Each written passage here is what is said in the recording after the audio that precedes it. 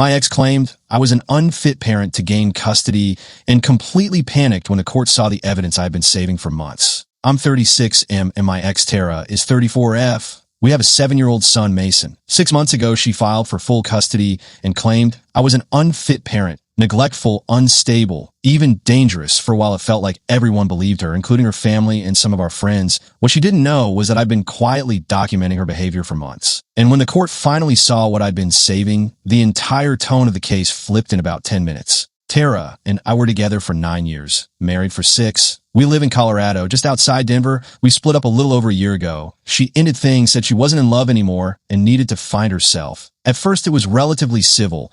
We agreed on a temporary 50-50 schedule for Mason. 1 week on, 1 week off. I moved into a 2-bedroom apartment 15 minutes away. We each had bedrooms set up for him. We were both at all the school events. It wasn't perfect, but we were. Managing. The problem started when she met her new boyfriend, Chad. He's 29, works in sales, very big on Instagram motivation quotes. They started dating about 9 months ago. Within a few weeks of him being in the picture, things changed. She started missing exchanges, showing up late, or texting last minute to say Mason wasn't feeling well on my days, but then posting photos of him at the zoo or the trampoline park with Chad. Mason started telling me he didn't want to make mommy mad by liking my house too much, that mom said you were boring. He'd slip things like Chad doesn't like when I talk about you, or mom says you don't know how to cook. For context, I'm not perfect, but I'm a stable, boring on purpose dad.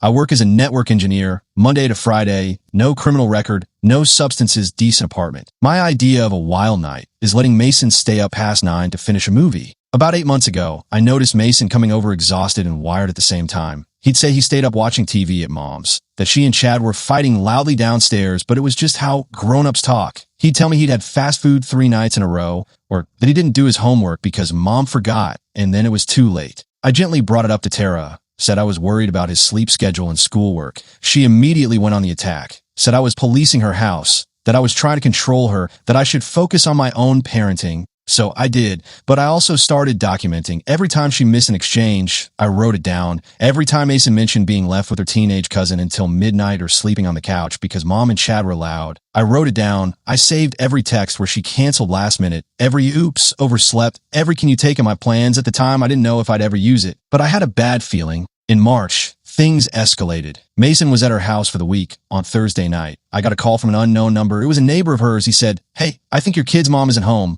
Mason is knocking on my door, says he can't find her." I drove over there faster than I should have, found my son in this neighbor's living room in pajamas, scared. He said he'd woken up and the house was dark, no Tara, no Chad. The neighbor said he'd heard knocking and crying and opened the door. Tara came stumbling in about 30 minutes later. She smelled like alcohol.